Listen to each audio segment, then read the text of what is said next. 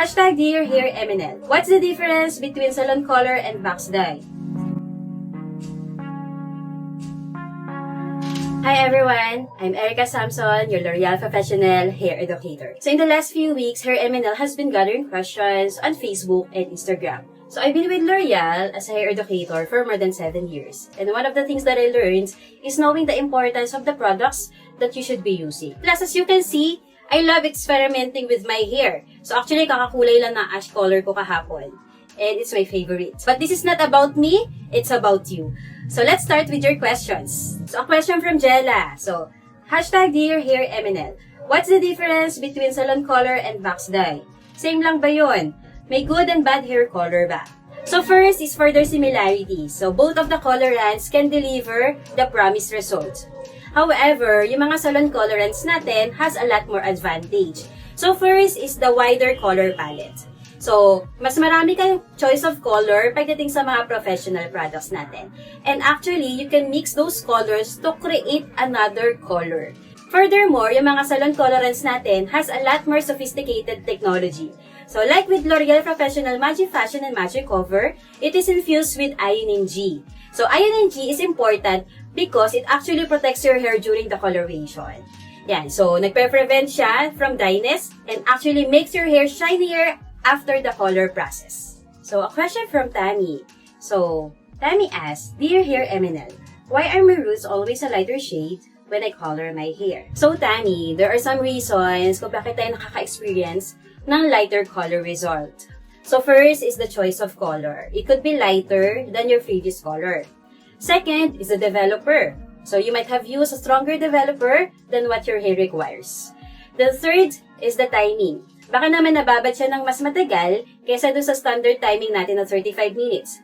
And then fourth is the application. So if you're a virgin hair and you apply the product from roots to ends, kasi our body is producing natural heat. So mas mainit yung sa scalp natin. So the heat actually boost or make the colorant process faster. Kaya tayo nagkakaroon ng root glow. Best way pa rin is to apply the product or the colorant at least 1 inch away from the scalp. Unasked. Hashtag Dear HairMNL. How do I make sure the hair color I use doesn't make my hair turn orange?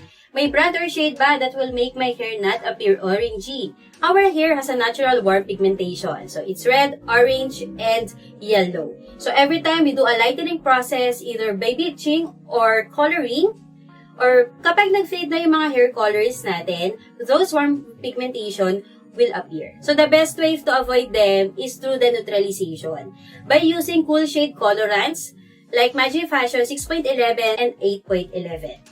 So another easy way to neutralize the warm colors is by using the Silver Duo, Silver Shampoo, and Silver Conditioner to help you remove those brassy colors and orangey from your hair. Jessica writes, hashtag Dear HairMNL. How come my hair color fades so fast? So how long does hair color last? So, color fading is caused by multiple factors. It could be the mixture of your product, the application, and the timing. But of course, hair color is more prone to fading due to the washing your hair, exposure to the sunlight, and external aggressors. So, the best way is to use color protect products like L'Oréal Professionnel Vitamino Color Mask. So, a question from Annie. So, why didn't I get my desired hair color? When it comes to the colorant and the developer, we must follow a standard mixing ratio. So, for Majifashion and Makeover, it is 1:1.5. So, the reason behind this is per color tube is meron lang siyang certain amount of color pigments. And si developer ang tumutulong para mag-develop yung color na yon inside our hair. So, if you use a less developer, the color will not develop properly and hindi natin ma-achieve yung target result. So, Jen asked, how can I lighten my hair without bleach? So you can actually lighten your hair even without bleaching by using high lifting colorants. So those colorants has the ability to lift the color of your hair but on a certain degree. Pero kung gusto mo is lighter pa, then you may need a bleaching process. If you're enjoying the video, don't forget to like and subscribe and follow them on Instagram and Facebook, where you can ask all of your hair color concerns. And also, you can learn then a lot more on how to take care of your own hair. So, a question from Denise. Hashtag Dear HairMNL. How long after I bleach my hair can I color my hair again? pwede ko ba i-color ang hair agad after 2 days? So it actually depends on the condition of the hair after the bleaching process. So if the fiber is strong enough, then you may continue to do so.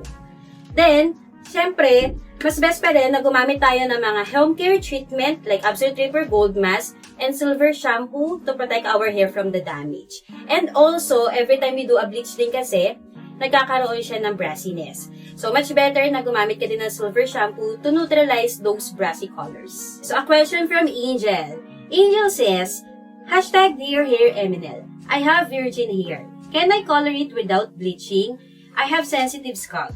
So first, sensitive scalp must be addressed before doing any coloration process. So you can use a hair spa cream bath to bring back the moisture on your scalp. So once na napansin mo na mag-subside na yung sensitivity, then you may continue to do a coloring even without the bleaching. Especially kapag ang target color mo lang is ranging from brown to blonde. But kung lighter than blonde and almost silver na yung target color mo, then you are required to do a bleaching process.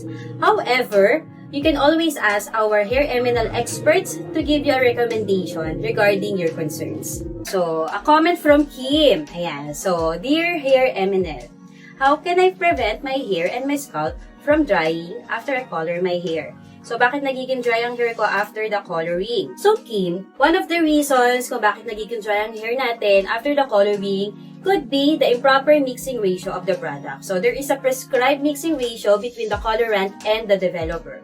And of course, yung ating proper timing pagdating sa pagbabad ng colorant natin. But syempre, we highly advise na you use home care products like L'Oréal Professionnel Absolute Repair Gold Mask every time you do a coloration or bleaching on your hair. So, Absolute Repair Gold Mask kasi actually protects your hair after the coloration and it brings back the shine and the softness of your hair. So, a question from Pauline. I have really long hair, like up to my waist. How much hair color do I need to buy to cover all of it? So in theory, the amount of product that you need to use depends on the density, the thickness, and the length of your hair. So usually, kapag lumagpas na sa bra line, yung hair natin, kailangan muna ng more than 4 tubes niyan. However, to be more accurate, it's best to consult with the expert to know how much products you need for a specific look for the specific condition and length of your hair.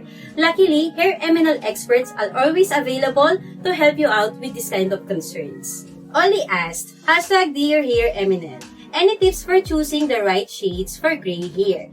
So, for 100% of white hair coverage or gray hair coverage, best pa rin na mamili tayo sa mga dark browns and browns, especially like Makeover 4, 5, and 6. Kasi ito yung mga colorants na mas maraming laman pigments that can actually cover the gray hairs. And to help you decide, you can always consult with hair MNL experts to recommend the best shade for you. A question from Lisa. Is hair color safe for pregnant women? There has been no adverse effect of hair colorants to pregnant women. However, we strongly suggest that you seek your doctor's approval kung gusto mo talagang magpakulay. So, hair color is a decision that you have to make with your doctor. So, safety pa rin is our top priority.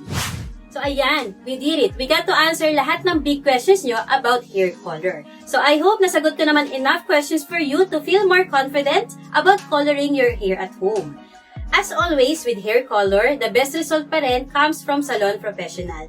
But it's always good to have your own tools, hair colors, and hair knowledge, even if someone is doing it for you. So if you have any questions about anything, or if you have any concerns about your hair, don't hesitate to ask hair MNL experts. They are here to help you. Thank you so much for watching. #Dear Hair MNL. Till next time!